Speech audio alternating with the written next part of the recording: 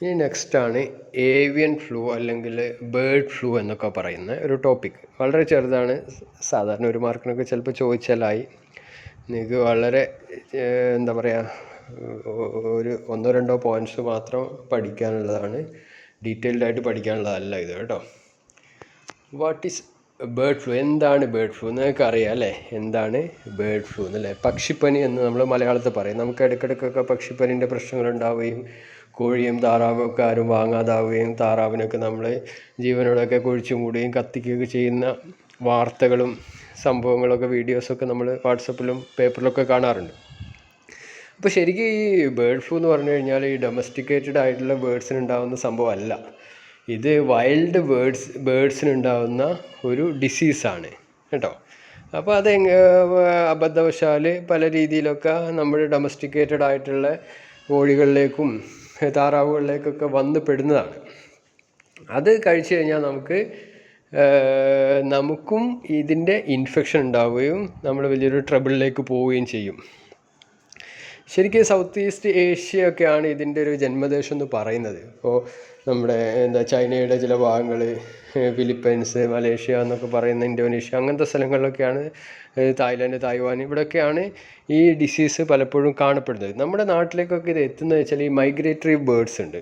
അത് അവിടെ നിന്നൊക്കെ ദേശാടനത്തിന് നമ്മുടെ നാട്ടുകളിലേക്ക് വരുന്ന ഇത്തരം ബേർഡ്സൊക്കെയാണ് സാധാരണ ഈ ഒരു ബേർഡ് ഫ്ലൂ നമ്മുടെ നാട്ടിലേക്കൊക്കെ കൊണ്ടുവരുന്നത്. അപ്പോൾ നമുക്ക് നോക്കാം.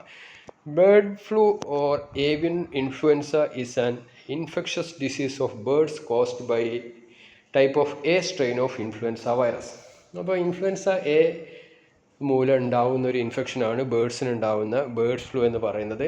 സാധാരണ domestic poultry such as chicken and Turkey most susceptible. അപ്പോൾ ഈ വൈൽഡ് ബേർഡ്സിന് ഉണ്ടാകുന്ന ഈ അസുഖം നമ്മുടെ നാട്ടിൽ വളർത്തുന്ന ചിക്കനും അതുപോലെ ടർക്കി കോഴികൾക്കും താറാവിനൊക്കെ വരാനുള്ള സാധ്യത വളരെ കൂടുതലാണ്. ഇതാണ് കോഴിയൊക്കെ ചത്ത് കിടക്കുന്നതല്ലേ. ഇനി ബാക്ക്ഗ്രൗണ്ട് ഓഫ് ദ ഡിസീസ്. നേരത്തെ ഞാൻ പറഞ്ഞ പോലെ മൈഗ്രേറ്ററി വാട്ടർഫോൾ. അപ്പോൾ ഇത്തരം മൈഗ്രേറ്ററി ആയിട്ടുള്ള ഇത്തരം താറാവിൻ്റെയൊക്കെ വർഗത്തിൽപ്പെട്ട പക്ഷികളൊക്കെ ആണ് സാധാരണ ഈ വൈറസ് വഹിക്കുന്നത്. അത് ഏതൊക്കെ നാട്ടിലേക്ക് പോകുന്നോ അവിടെയൊക്കെ ഇത് സ്പ്രെഡ് ചെയ്യിക്കുന്നത്. Can spread to domestic poultry. Live birds market have also played an important role in the spread of epidemic. Live birds market ഉണ്ടാവില്ല, നമ്മൾ പക്ഷികളൊക്കെ വാങ്ങുന്ന മാർക്കറ്റുകൾ, അത്തരം മാർക്കറ്റിൽ നിന്നും ഈ ഇൻഫെക്ഷൻ വരാനുള്ള സാധ്യത കൂടുതലാണെന്നാണ് പറയുന്നത്.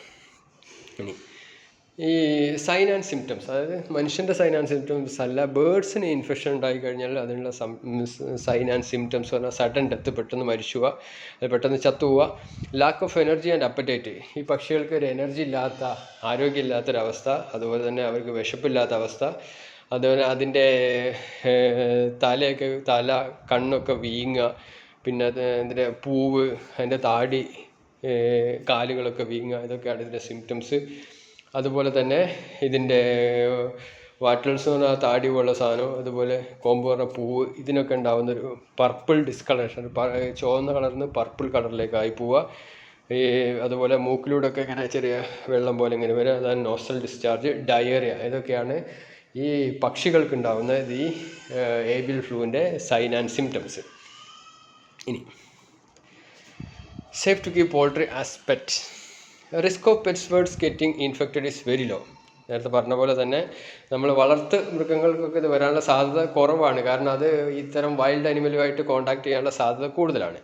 All imported live birds monitored by ABA for infectious disease. അപ്പോൾ നമ്മൾ ഈ വിദേശത്തു നിന്നൊക്കെ ഈ വളർത്തു പക്ഷികളൊക്കെ ഇമ്പോർട്ട് ചെയ്യുകയാണെങ്കിൽ അതിന് എന്തൊക്കെ അസുഖമുണ്ടെന്നൊക്കെ കൃത്യമായിട്ട് മോണിറ്റർ ചെയ്യാൻ ABA എന്ന് പറഞ്ഞൊരു ഒരു ഒരു സംവിധാനമുണ്ട്. അപ്പോൾ അത് കൃത്യമായിട്ട് സ്ക്രീൻ ചെയ്തിട്ടാണ് വരുന്നത്. അതുകൊണ്ട് അത് വരാനുള്ള സാധ്യത കുറവാണ് അത്തരം പക്ഷികളിൽ. അതുപോലെ keep birds in enclosure to that they do not come in contact with wild birds. അറിയാലോ അല്ലേ, വൈൽഡ് ബേർഡ്സുമായിട്ട് കോൺടാക്ട് ചെയ്യാതിരിക്കുക.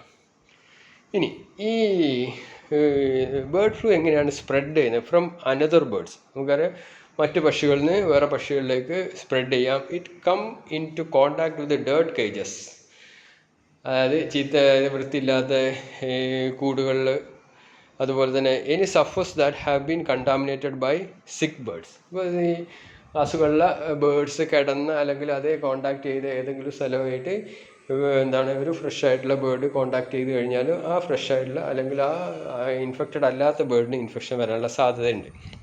അതുപോലെ തന്നെ ഇൻഫെക്റ്റഡ് ആയിട്ടുള്ള ബേർഡ്സിൻ്റെ ഫീസസ് സലൈവൊക്കെ ഏതെങ്കിലും ഫാമിംഗ് എക്യുപ്മെൻറ്റ്സിലൊക്കെ ആയി കഴിഞ്ഞാൽ ആ ഫാമിംഗ് എക്യുപ്മെൻറ്റ്സ് തൊടുന്ന അതുമായിട്ട് കോണ്ടാക്ട് ചെയ്യുന്ന മറ്റ് പക്ഷികൾക്കൊക്കെ ഇത് വരാനുള്ള സാധ്യതയുണ്ട്.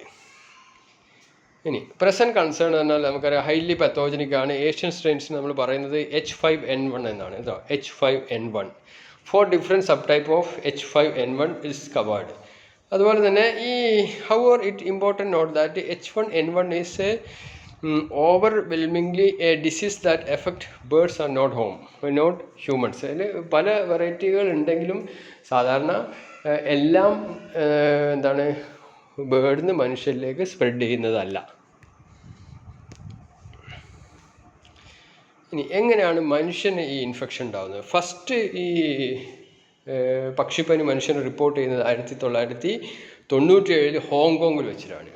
ഈ മനുഷ്യനിലേക്ക് ഇത് വന്നതെന്ന് വെച്ചാൽ through contact with live infected birds or birds droppings.